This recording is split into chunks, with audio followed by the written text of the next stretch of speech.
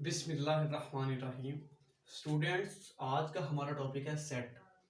Set क्या होता है, सेट को कितने तरीकों के साथ रिप्रेजेंट किया जाता है, सेट में यूनिवर्सल सेट क्या होता है, सब सेट क्या होता है, और साथ की कुछ अलजेब्रिक प्रॉपर्टीज हम आज के लेक्चर में डिस्कस करेंगे। ठीक है, सबसे पहले सेट। सेट हम यूनिक ऑब्जेक्ट्स की कलेक्शन को कहते हैं। मुख्तलिफ ऑब्जेक्ट हैं, उनको इकट्ठा किया जाए तो उनकी जो कलेक्शन बनेगी उसको हम सेट कहेंगे।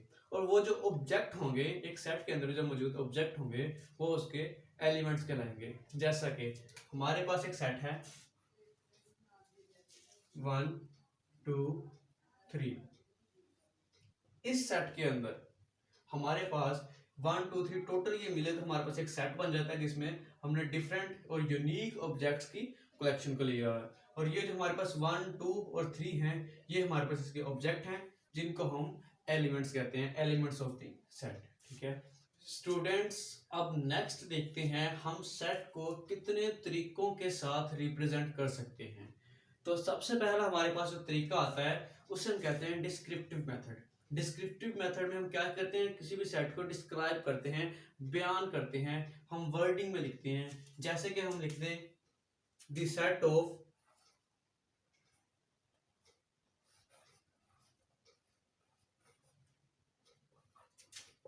पीपल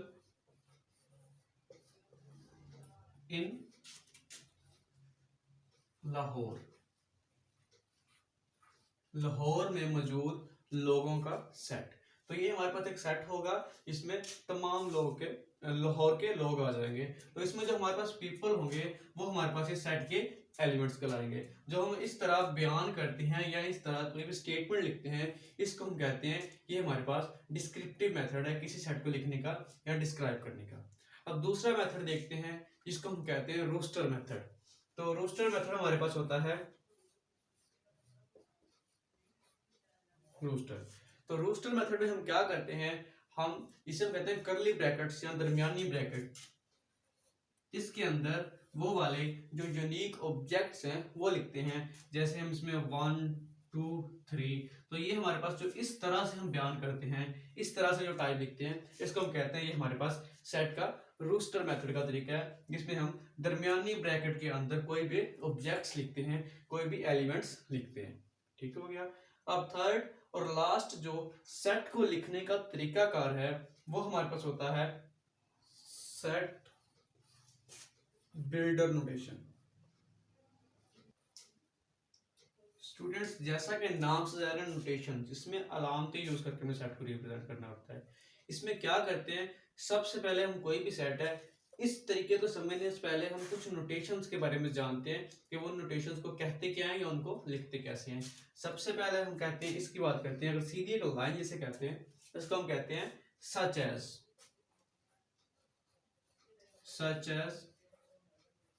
ठीक है, और इसके बाद अगर हम इस साइन की बात करें, अगर ऐसी कोई अलामत आ जाए तो इसका मतलब हमारे पास होता है एंड।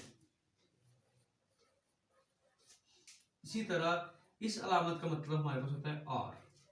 ठीक है, ये जो साइन हम है इसको हम कहते हैं बिलोंग टू।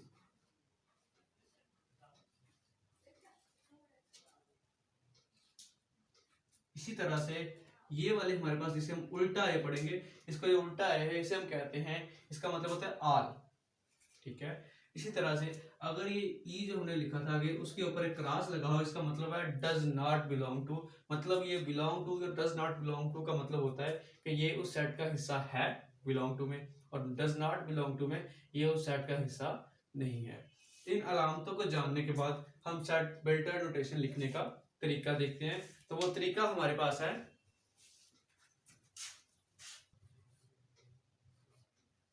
सबसे पहले वेरिएबल, यहां पर हम एक वेरिएबल डिफाइन करते हैं, उसके बाद सच एज का साइन, उसके बाद हम यहाँ पर उस वेरिएबल के अबाउट डिस्क्राइब करते हैं कि वो वेरिएबल कहाँ से लेकर कहाँ तक है या उसका क्या मकसद है और उसमें कौन कौन सी वैल्यूज आती हैं। सबसे पहले हम यहाँ पर वेरिएबल को डिफाइन करते हैं, तो हम कहते हैं कि हमारे पास जो वेरिएबल है लेट किया वो है हमारे पास एक्स। ठीक है, अब सच एज हमने शो करना है हमारे पास ये नेचुरल नंबर्स का सेट है, तो हम कहेंगे जो एक्स है वो बिलोंग करता है नेचुरल नंबर एन को। मीन्स ये कि हमारे पास इस सेट का मतलब ये है कि ये जो हमने सेट लिखा है इसमें जो x है वो 1 से लेकर 1 2 3 up to so on and चलता जा रहा है, रुकेगा नहीं, और ये इनफाइनाइट तक जाएगा, ठीक है। अब बिलोंग टू n, और साथ में अगर एक और कंडीशन हो, लेट्स सपोज अगर साथ में क्या ये n को बिलोंग तो करता है लेकिन ये नेचुरल नंबर्स तो हैं लेकिन ये 10 तक हैं, 1 से 10 तक, तो हम यहाँ लिख देंगे साथ एंड, मतलब ये x बिलोंग कर रहा है n को और साथ में जो x है वो 1 से ग्रेटर है एंड 10 से लेस है, मतलब equal to and greater than. इसका मतलब है इसमें x में 1 है, 2 है, 3 4 5 6 7 8 9 और आगे 10 और 10 से इक्वल या उससे छोटा, मतलब 10 है लेकिन 10 से बड़ी वैल्यू इसमें शामिल नहीं है। तो इसका मतलब ये हो गया इसमें हमारे पास जो बेसिकली साइन आना चाहिए कि सच एज x, मतलब हमने सबसे पहले कोई वेरिएबल डिफाइन किया, उसके बाद बताया कि वो वेरिएबल किस सेट का हिस्सा है। यहाँ हमारे पास n शो करता है नेचुरल नंबर्स को, होल नंबर्स को, इनके बारे में आप पहले पढ़ चुके हैं और इसके अबाउट में नेक्स्ट वीडियो में कंप्लीट डिटेल से बता दूंगा आपको कि नेचुरल नंबर्स क्या होते हैं एंड अपना होल नंबर्स और सही तादाद ईटीसी जो भी आगे आएगा उसके बारे में कल हम नेक्स्ट जो हमारा टॉपिक होगा उसमें हम नंबरिंग की बात करेंगे, ठीक है। अब x बिलोंग कर रहा है नेचुरल नंबर्स को और साथ में और x हमारे पास 1 से लेकर 10 तक है। इसका मतलब ये है कि नेचुरल नंबर जो 1 से लेकर 10 तक हैं वो ही शामिल होंगे और नेचुरल नंबर्स 1 से स्टार्ट होते हैं और 10 तक जाते हैं, इसलिए हम इसको शो कर दिया 1 से 10 तक। इसको अगर हम यहाँ पर ये ना भी लिखें, जस्ट एंड लिख दें x लेस देन और इक्वल टू 10, तो इसका मतलब यही होगा कि ये नेचुरल नंबर्स हैं और 10 के बराबर या 10 से छोटे, तो 10 के बराबर या उससे छोटे जितने भी नेचुरल नंबर होंगे वो इसके अंदर शामिल हैं। तो ये हमारे पास है सेट बिल्डर नोटेशन, जिसके अंदर हम क्या करते हैं, सबसे पहले वेरिएबल, फिर उस वेरिएबल के बाद डिफाइन करते हैं कि वो वेरिएबल है क्या और उसमें किस किस चीज को वो शो कर रहा है या किसको रिप्रेजेंट कर रहा है। ये हमारे पास सेट बिल्डर नोटेशन में आ जाता है। अब इससे नेक्स्ट चलते हैं, हमारे पास ये तीनों तरीके थे जिसको हमने भी यहाँ पर देख लिया। अब हम चलते हैं कि हमारे पास एम्प्टी सेट और यूनिवर्सल सेट की तरफ, वो क्या होते हैं। जी स्टूडेंट्स, जैसा कि नाम से ही जाहिर है एम्प्टी सेट या नल सेट ऐसा सेट होता है जिसके अंदर कोई एलिमेंट नहीं होता, इसको उर्दू में कहते हैं खाली सेट। जैसे कि इसको हम इससे जीरो लगा के उसके ऊपर कट का निशान लगा दें तो ये चीज एम्प्टी सेट को शो करती है। यहां हम जस्ट करली ब्रैकेट्स लगा दें और इसके दरमियान कुछ ना लिखें तो ये चीज भी एम्प्टी सेट को शो करती है, मतलब इस सेट के अंदर कोई ऑब्जेक्ट नहीं है, इस सेट के अंदर कोई भी एलिमेंट नहीं है। ये हमारे पास एम्प्टी सेट होता है जिसके अंदर कोई एलिमेंट ना हो। अब नेक्स्ट बात करते हैं यूनिवर्सल सेट की। यूनिवर्सल सेट को हम हमेशा यू से रिप्रेजेंट करते हैं, ये बात याद रखनी है। हमेशा जब भी सेट को रिप्रेजेंट करना है या सेट को जाहिर करना है तो उसके लिए कैपिटल अल्फाबेट्स यूज होते हैं और सेट के अंदर जो एलिमेंट्स होते हैं वो हमेशा लोअर केस होंगे या छोटी एबीसी कह लो या छोटी वैल्यूज ही उसमें आएंगी, उसमें कैपिटल जो अल्फाबेट्स हैं वो इसमें इस्तेमाल नहीं होंगे सेट के एलिमेंट्स में। लेकिन रिप्रेजेंट करने के लिए हम हमेशा कैपिटल अल्फाबेट्स को ही यूज करेंगे। यूनिवर्सल सेट को हम यूज से रिप्रेजेंट करते हैं, नंबर एक चीज, और इसके अंदर जो हमारे पास सेट के अंदर रिक्वायरमेंट्स होती हैं, फॉर एग्जांपल अगर हमारे पास दो सेट हैं, एक सेट है यूनिवर्सिटी के बीएस मैथ के स्टूडेंट्स का, उसको हमने सेट ए कह दिया, एक सेट है उसमें बीएससीएस के स्टूडेंट हैं, उसको हमने दूसरा सेट कह देंगे।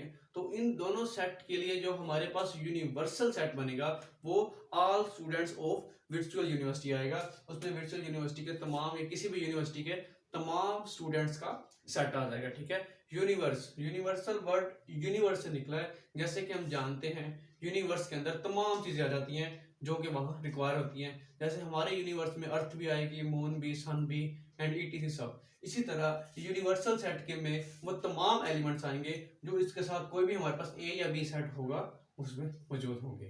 अब हम नेक्स्ट यूनिवर्सल सेट की एक एग्जांपल देखते हैं, जब मैंने अभी आपको बताई है कि लेट्स सपोज यूनिवर्सल सेट हमारे पास होगा स्टूडेंट, जस्ट स्टूडेंट्स लिख देते हैं कि इसमें ऑल स्टूडेंट आएंगे जो प्रेप क्लास से लेकर 16 एमए के, एमएससी के, बीएस के जो भी स्टूडेंट हैं तमाम हमारे पास यूनिवर्सल सेट में आ जाएंगे।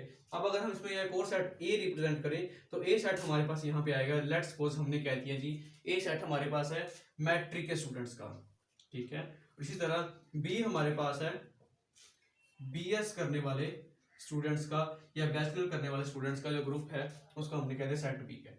तो बी और ए दोनों सेट हमारे पास इसके अंदर शो हो रहे हैं, क्योंकि स्टूडेंट्स में तो तमाम सेट आएंगे, तमाम के तमाम स्टूडेंट्स आएंगे, इसलिए तमाम इसके अंदर ओबे हो रहे हैं। इसका मतलब यू हमारे पास इसमें यूनिवर्सल सेट है जिसको हम हमेशा यू से रिप्रेजेंट करते हैं। अब यहाँ पर एक है सबसेट। सबसेट क्या होता है? सबसेट का मतलब है कि एक सेट के तमाम एलिमेंट्स किसी दूसरे सेट के तमाम एलिमेंट्स में या किसी दूसरे सेट में मौजूद हैं।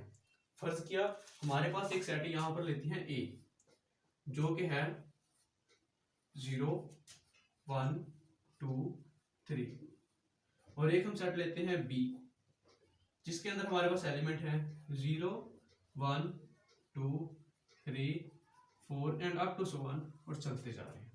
या फर्ज किया जी ये 10 तक हैं। तो अब ए सेट बी सेट का सबसेट है, जैसे मतलब ए के तमाम एलिमेंट्स, ये 0 भी इसमें है, 1 भी इसमें है, 2 भी और 3 भी, तमाम के तमाम एलिमेंट्स इस सेट में मौजूद हैं। इसलिए हमारे पास जो ए है वो सबसेट है बी का, मतलब ए के तमाम एलिमेंट्स बी में मौजूद हैं, ठीक है। अब सबसेट में उसकी खास ब्रांच जिसे हम कहते हैं प्रॉपर सबसेट। प्रॉपर सबसेट में क्या होता है, उसमें ए के तमाम एलिमेंट्स तो बी में मौजूद होते हैं, लेकिन बी में कुछ ऐसे एलिमेंट्स भी होंगे जो ए में नहीं होंगे। जैसे कि हमारे पास इस सेट में शो हो रहा है कि ये 1 2 3 जो इसमें है, लेकिन इसके अलावा 4 से लेकर 10 तक ऐसी वैल्यूज हैं जो बी के अंदर तो है लेकिन ए में नहीं है। इसका मतलब है जो हमारे पास ए है वो बी का प्रॉपर सबसेट है। प्रॉपर सबसेट के नीचे ये इक्वल की एक अलामत ये नहीं लगेगी, बाकी सेम एज इट इज रहेगा, ठीक है। अब इसकी एक एग्जांपल देखते हैं कि लेट्स सपोज अगर इसी को देखें, हम आगे से ये सारा रेज करते हैं ये, क्योंकि ए के तमाम एलिमेंट्स बी में है इसलिए हम कहते हैं जी ए बी का सबसेट है, लेकिन उसमें कोई एक्स्ट्रा चीज नहीं है इसलिए कि इसका सेम सबसेट है ए बी का। और अगर हम बी को ए के लिहाज से देखें तो बी के भी तमाम एलिमेंट्स ए में है, इससे ये चीज शो होगी कि बी सबसेट है ए का। लेकिन ये प्रॉपर सबसेट नहीं है। प्रॉपर होने के लिए कंडीशन ये थी कि वो तमाम एलिमेंट्स तो होते लेकिन उसके अलावा कुछ और वैल्यूज का होना भी जरूरी था। अब अगर ए बी का सबसेट हो बी ए का, मींस ये कि ए के तमाम एलिमेंट्स बी में मौजूद हैं और बी के भी तमाम एलिमेंट्स ए में मौजूद हो, तो इसका मतलब ये होता है कि ए जो है वो इक्वल है बी के, ए के तमाम एलिमेंट्स बी के एलिमेंट्स के इक्वल है, इसलिए ए सेट बी सेट के इक्वल है। तो इक्वल की डेफिनेशन भी यहीं से हो गई। अब हम बात करते हैं यूनियन और इंटरसेक्शन की। यूनियन क्या होता है? यूनियन कहते हैं अगर दो सेट हमारे पास हैं, दोनों सेट के तमाम एलिमेंट्स का इकट्ठ, तमाम एलिमेंट्स को एक न्यू सेट बना के उसमें लिख देंगे तो वो हमारे पास उन दोनों के सेट एलिमेंट्स के सेट का यूनियन होगा।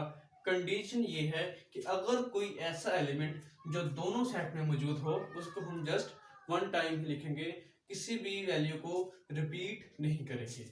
जैसे कि अगर हमारे पास है यहाँ पर सेट ए 1 2 3 4 5 और एक है हमारे पास यहाँ सेट बी जो कि है 4 5 6 7 एंड 8। हमने जी इन दोनों सेट का लेना है यूनियन, तो लिखेंगे ए, उसके बाद यूनियन के साइन, उसके बाद बी। तो ए यूनियन बी में क्या करेंगे, ए के और बी के तमाम अरकान लिखने हैं इसके अंदर, लेकिन जो अरकान दोनों सेट्स में मौजूद होंगे उसको हम जस्ट वन टाइम लिखेंगे। सबसे पहले आता है जी 1, फिर 2, फिर 3 4 एंड 5। अब नेक्स्ट, अब देखो 4 इसमें भी था इसमें भी है, इसलिए हम इसको वन टाइम पहले लिख लिया है, 5 का भी पहले लिख लिया है। अब लिखेंगे आगे 6 7 और 8 जी। ये हमारे पास सेट ए और बी का यूनियन आ गया है। हमने क्या किया, जस्ट दोनों में से जितने भी एलिमेंट्स थे सबको लिख लिया है, लेकिन जो दोनों में रिपीट हो रहे थे उसको हमने जस्ट वन टाइम ही लिखना है। अब नेक्स्ट बात करते हैं इसकी सेकंड ब्रांच, जिसको हम कहते हैं इसकी सेकंड काइंड, उसे कहते हैं इंटरसेक्शन। इंटरसेक्शन का साइन जैसे कि यू के उलट होगा वो ऐसी अलामत आएगी, ठीक है। इंटरसेक्शन में क्या करते हैं, वो वाली वैल्यूज लिखनी है जो दोनों सेट में मौजूद होंगी। हमेशा इंटरसेक्शन में वही के वही एलिमेंट्स लिखने हैं जो सेट ए में भी हो और सेट बी में भी हो। जैसे कि 4 दोनों में है और 5 भी दोनों सेट में है, तो हमारे पास इसी ए और इंटरसेक्शन बी का जो दोनों का इंटरसेक्शन आएगा वो हमारे पास 4 और 5 आएगा। जो वैल्यूज दोनों सेट में मौजूद हैं सिर्फ वही लिखनी है, उसके अलावा कोई वैल्यू भी नहीं लिखनी। तो ये हमारे पास यूनियन और इंटरसेक्शन है। अब हम बात करते हैं इनकी कुछ प्रॉपर्टीज की, इन सेट की कुछ अलजेब्रिक प्रॉपर्टीज की। तो सबसे पहले हमारे पास प्रॉपर्टी होती है, इसे हम कहते हैं क्यूमिटेटिव प्रॉपर्टी। क्यूमिटेटिव प्रॉपर्टी स्टूडेंट्स बेसिकली ये होती है, अगर हमारे पास प्लस का है तो हम कहते हैं जी कोई दो वैल्यूज का सम a प्लस बी बराबर होता है b प्लस a के, ठीक है। मतलब 2 जमा 3 बराबर होगा 3 जमा 2 के, दोनों के आंसर सेम आएंगे, ठीक है। ये हमारे पास क्यूमिटेटिव प्रॉपर्टी की बेसिक है। अब क्यूमिटेटिव प्रॉपर्टी सेट के लिहाज से हम ये कहेंगे कि अगर ए सेट का यूनियन ले लें बी सेट के साथ, मतलब ये कि पहले हम लिखें सेट ए बाद में लिखें सेट बी, दोनों का लें यूनियन, तो इसका जवाब हमारे पास बी सेट पहले लिख के यूनियन बाद में ए सेट लिखें तो इन दोनों के जो आंसर हैं वो सेम आएंगे। इसी तरह से इंटरसेक्शन की बात करें कि पहले set A then intersection sign B, मतलब पहले ए सेट लिख के उसका बी सेट के साथ इंटरसेक्शन लें तो उसका जवाब बी सेट को पहले लिखे बाद में अगर हम ए लिखें तो उसके इंटरसेक्शन के इक्वल ही आता है। तो ये हमारे पास इसकी क्यूमिटेटिव प्रॉपर्टी है, ठीक है। अब नेक्स्ट बात करते हैं इसके एसोसिएटिव प्रॉपर्टी की। स्टूडेंट्स एसोसिएटिव प्रॉपर्टी हमारे पास क्या होती है? एसोसिएटिव प्रॉपर्टी बेसिकली 3 वैल्यूज का मजमुआ या 3 वैल्यूज की बारे में होती है। एसोसिएटिव प्रॉपर्टी में ये होता है, लेट्स सपोज हमारे पास 3 वैल्यू है, कोई भी ए बी सी। इसकी पहले मैं आपको बेसिक बताऊंगा, बाद में सेट के लिहाज से। तो हमारे पास 3 वैल्यूज हैं ए बी सी, कोई भी हो सकते हैं, ये गिनती का कोई लफ्ज कह लो, कोई भी काउंटिंग का लफ्ज 1 2 3 4 कुछ भी हो सकता है। ये उनमें हमने उसको जर्नल ए बी सी कह दिए, ठीक है। हम ये कहें अगर जमा के लिहाज से देखें, हम कहें जी ए जमा बी जमा सी, इस तरह इधर भी कहते हैं। अगर हम इनके दरमियान लगाते हैं दोनों तरफ ब्रैकेट्स, अगर हम पहले ए को बी में जमा करें देन सी में जमा करें तो इसका जवाब पहले अगर बी को सी में जमा करने के बाद ए में करेंगे उसके बराबर आएगा। यही सेट के लिहाज से होगा। अगर हमारे पास एक सेट ए है, एक सेट बी है और एक सेट सी है, इसी तरह से ए बी सी, तो अगर इनका हम कहें यूनियन, तो अगर हम पहले ए का बी के साथ यूनियन लेके बाद में सी के साथ यूनियन लें, इसका जवाब पहले बी का सी के साथ यूनियन लें बाद में ए के साथ यूनियन लें तो उसके बराबर ही आएगा, कुछ भी डिफरेंट नहीं होगा। ये हमारे पास सेट के अबाउट है। इसी तरह अगर यूनियन की जगह हम इंटरसेक्शन साइन कर दें तो इंटरसेक्शन के लिए भी ये प्रॉपर्टी सेम ऐसे ही रहेगी। अब लास्ट प्रॉपर्टी की बात करते हैं जो कि हमारे पास है डिस्ट्रीब्यूटिव प्रॉपर्टी। डिस्ट्रीब्यूट करना बेसिकली होता है डिवाइड कर देना या उसको डिस्ट्रीब्यूट तकसीम कर दिया 2 से 3 चीजों के अंदर, ठीक है। हमने कहा जी अगर ए है सेट, ठीक है, उसका हम लेते हैं यूनियन। इसका यूनियन लेना किसके साथ है? हमने जी बी इंटरसेक्शन सी के साथ, मतलब बी का पहले सी के साथ इंटरसेक्शन लेंगे बाद में ए के साथ उसका यूनियन लेंगे। तो इसका जो जवाब आएगा कि अगर हम इस ए को बी के साथ और ए को सी के साथ यूनियन लेके भी इंटरसेक्शन लें तो सेम आएगा। मतलब ये पहले हम ए का यूनियन बी के साथ, फिर ए का यूनियन सी के साथ और दरमियान में साइन रख दें इंटरसेक्शन का, तो ये इसके इक्वल होगा। इसको हमने डिस्ट्रीब्यूट कर दिया ए को इन दोनों के साथ। बेसिकली जैसे हम मल्टीप्लाई नहीं करते, पहली वैल्यू को पहले के साथ फिर पहली वैल्यू को दूसरी के साथ, हमने वही काम किया है। पहली वैल्यू का यूनियन पहले के साथ, फिर इस वैल्यू का यूनियन दूसरी वैल्यू के साथ लिया है। दरमियान में जो साइन था वो वैसे का वैसा ही इंटरसेक्शन का रह गया। इसको हम कहते हैं इसकी डिस्ट्रीब्यूटिव प्रॉपर्टी है, ठीक हो गया। इसी तरह कुछ और प्रॉपर्टीज जैसे ए का हम यूनियन लें एम्प्टी सेट के साथ या, तो हमारे पास जवाब आएगा ए। अगर हम ए का यूनियन लें, सॉरी ए का इंटरसेक्शन लें एम्प्टी सेट के साथ, तो इसका जवाब हमारे पास एम्प्टी सेट ही आएगा। तो स्टूडेंट्स, ये है हमारा आज का टॉपिक। उम्मीद करता हूँ आपको इसकी समझ आ गई होगी। अगर आपको मेरी ये वीडियो पसंद आए तो इसको अपने दोस्तों के साथ भी शेयर करें, ताकि उनको भी इन टॉपिक्स का क्लियर हो सके, उनको भी इसकी समझ आ सके। Thank you so much.